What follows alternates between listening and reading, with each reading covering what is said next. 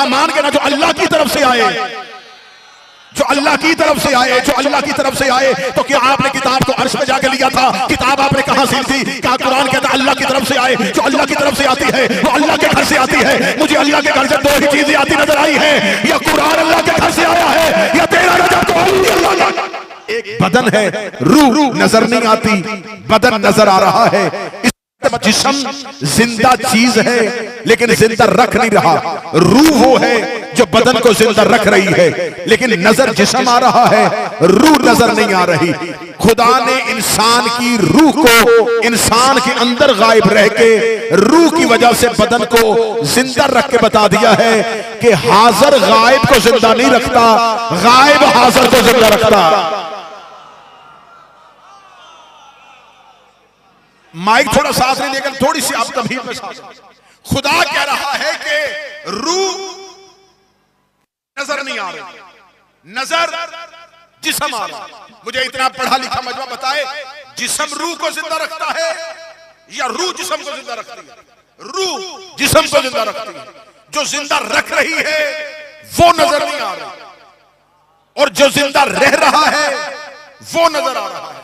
अल्लाह की कानून फितरत में ये बात शामिल है कि जो जिंदा रखता है वो नजर नहीं आता। अल्लाह जिंदा रखता है, नजर नहीं आता। तो किसी का गैबत में चले जाना उसके मर जाने की दलील नहीं।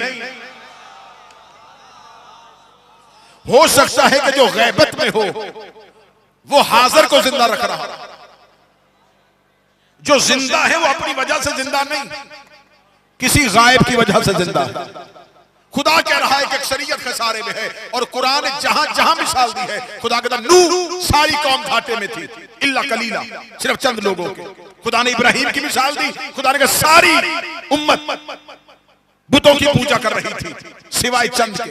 खुदा ने कुरान में जब भी मुखलसीन को निकाला है, थोड़ों को निकाला है, ज्यादा हमेशा बातिल की तरफ रहे हैं, थोड़े हमेशा हक की तरफ रहे हैं। चले अगली मिसाल दे देता हूं। नूह के जमाने में थोड़े मुसलमान, इब्राहिम के जमाने में थोड़े मुसलमान। हजरत मूसा का दौर आया, 40 दिन के लिए गए, सारी ही कौम जो नबी की पीछे अल्लाह की इबादत करती थी उन्होंने बछड़े की पूजा करनी शुरू कर दी। कितने दिन के लिए गए थे? 40 दिन के लिए। यहूदी 40 दिन हादी की गैबत बर्दाश्त न कर सके। चले मैं जुमला बदलूंगा तो जुमला आसान हो जाएगा। मूसा की कौम ने 40 दिन के बाद, मूसा के बाद किसी इंसान की पूजा नहीं की थी, बल्कि इंसान गिरने में आए तो इतना गिर जाता है कि अगर हादी और हुज्जत पर्दे में चली जाए तो वो जानवर के सामने भी झुकना शुरू कर देता है, वो बछड़े के सामने भी शुरू कर देता है। मैं जुमला पहले सीधा करके पढ़ूंगा, फिर इसी जुमले को दोहराऊंगा। इंसान अगर अफजल हो, इंसान अगर शर्फ पाने पे आए तो वो फरिश्तों को अपने आगे झुका देता है। अगर इंसान गिरने पे आए तो वो जानवर को भी सजदा कर देता है। अब इस जुमले को मैं फेर के लाने लगा हूं। इसका मतलब हादी जब गैबत में चला जाए तो जो भी हादी की जगह पे आए वो इंसान नहीं होता, वो बछड़ा होता है। वो इंसान नहीं बना होता, वो बछड़ा बना होता है। इसका मतलब वो हादी के मुकाबले पे, हादी की जगह पे आए उसे इंसान नहीं कहा जा सकता, उसे जानवर कहा जा सकता है। मैं मिंबर पे बैठ के जुमला कह रहा हूं। अमीर अल मोमिनीन मदीने के बाजार से गुजर रहे थे, मस्जिद खचाखच भरी हुई थी, मस्जिद के अंदर रश था। अमीर अल मोमिनीन के मैंने पूछा, या अली आप जानते हैं आज मस्जिद में रश क्यों है? अल्लाह का क्यों रश है? फरमाया किसी की बैयत हो रही है, किसी की बैयत हो रही है, किसी की बैयत हो रही है। अली ने फरमाया बैयत नहीं हो रही, बछड़े की पूजा हो रही है।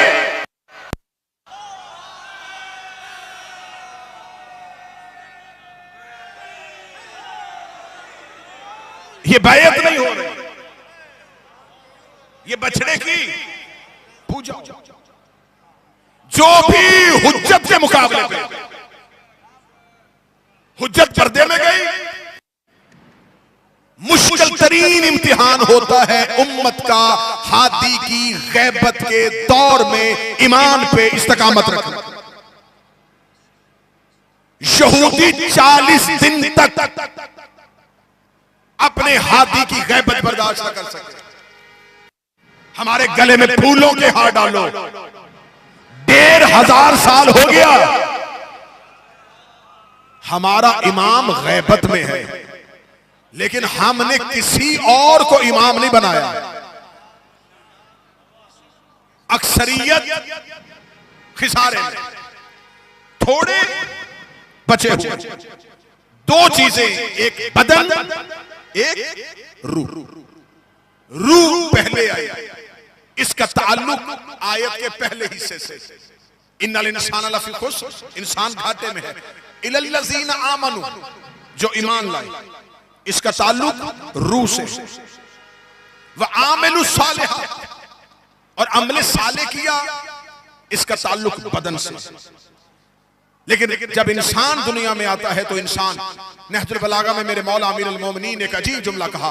अली फरमाते अजीब है ये इंसान, खिलकत इंसान पे अली बोल रहे हैं। अली फरमाते अजीब है ये इंसान जो गोश्त से बोलता है, हड्डी से सुनता है और चर्बी से देखता है। मैं कोशिश कर रहा हूं मैं अपनी आवाज आप तक पहुंचाऊं। अली फरमाते हैं कितना अजीब है ये इंसान जो गोश्त से, जुबान से बोलता है, गोश्त का लोथड़ा, जिससे सुनता है वो कान में हड्डी, जिससे देखता है वो आंख में चर्बी।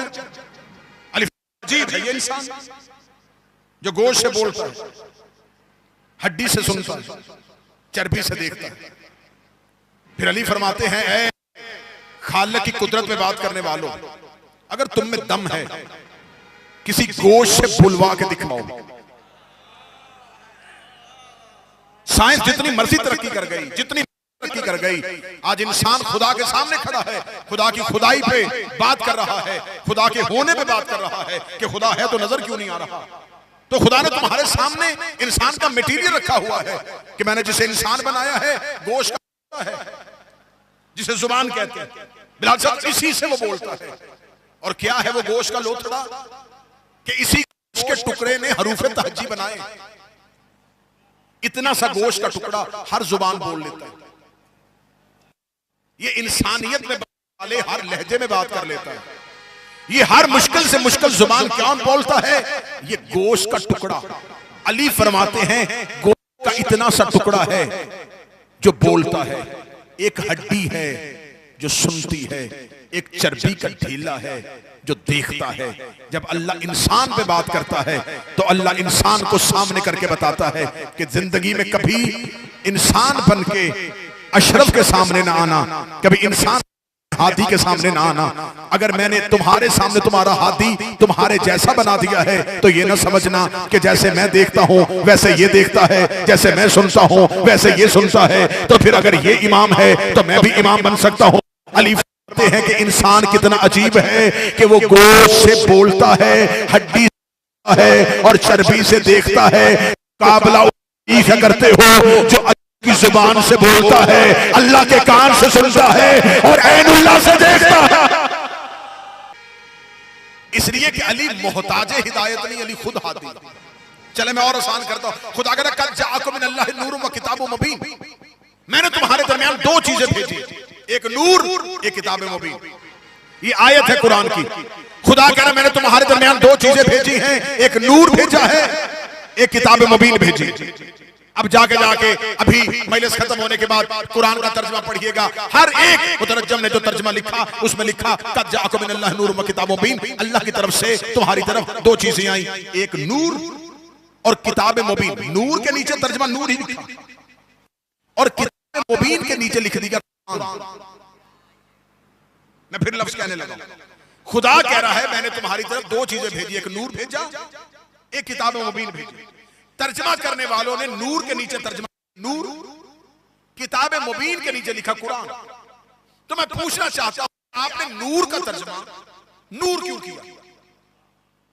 क्योंकि मानी लफ्ज का जानशीन होता है, लफ्ज खुद नहीं खुलता, मानी अपने लफ्ज को खोलता है। तो जब खुदा ने नूर किया, तर्जमा करने वालों ने नूर किया, मैं मान लेता कि मुसलमानों के स्कॉलर ने इंसाफ किया है। अगर उन्हें नूर के नीचे नूर लिखा था तो किताब मुबीन के नीचे भी किताब मुबीन ही लिखते।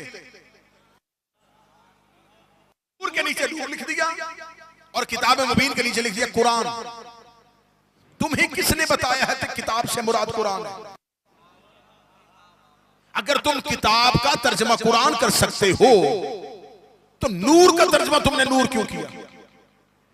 चले, मेरा ख्याल है कि उम्मते इस्लामिया ने फिरका वारियत को खत्म करने के लिए इंसाफ किया है कि इसमें आधी आयत का तर्जमा हम कर लेते हैं। आपने किताब मुबीन का तर्जमा किया कुरान, हमें कबूल। अब हम तर्जमा करें नूर से मुराद है अली। दलील दूंगा मैं, लॉजिक दूंगा इसी पे। किताब मुबीन से मुराद कुरान किया, हमने कबूल कर लिया। अब हम कर रहे हैं तर्जमा कि कद जाअकुम मिनल्लाहि नूरुम व किताबुम मुबीन, मैंने तुम्हारी तरफ अली को भेजा और कुरान को भेजा। अगर आप कहेंगे कि नूर से मुराद अली क्यों किया, तो मैं पूछूंगा किताब से मुराद कुरान क्यों किया? तो उलमा किराम कहते हैं कि हमने किताब से मुराद कुरान इसलिए किया कि आयत के पहले हिस्से में खुदा कह रहा मेरी तरफ से आई, मेरी तरफ से आई। तो इसका मतलब जो अल्लाह की तरफ से किताब आए वो आम किताब तो हो नहीं सकती, वो तो कुरान ही होगी।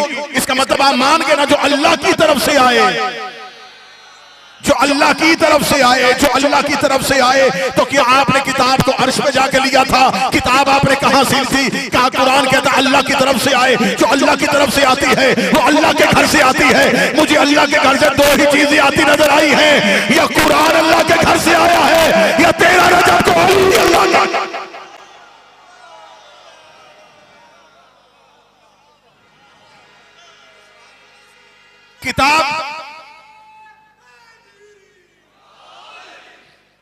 किताब भी मिन जानबे अल्लाह, नूर भी मिन जानबे अल्लाह।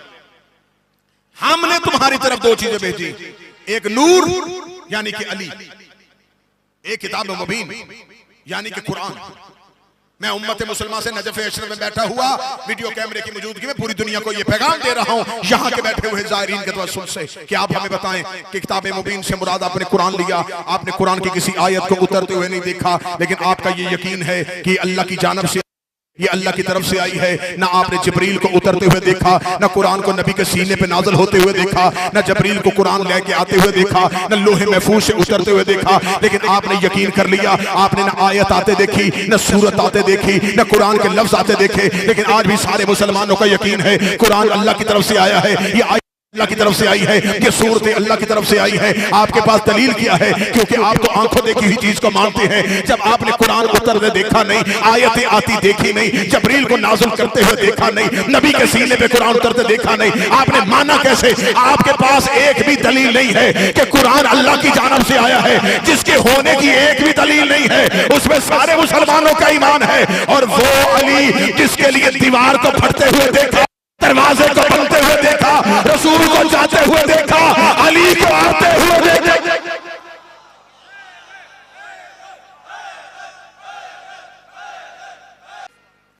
जरूरत है बशर की, अली जरूरत है इंसान की, क्योंकि अली मोहताज हिदायत नहीं, अली खुद हादी है। और अली सिर्फ हादी ही नहीं बल्कि अली ऐने हिदायत है। सराते मुस्तकीम पे चलाने वाले का नाम नहीं, अली खुद सराते मुस्तकीम। अली कार्य कुरान का नाम नहीं, अली खुद कुरान।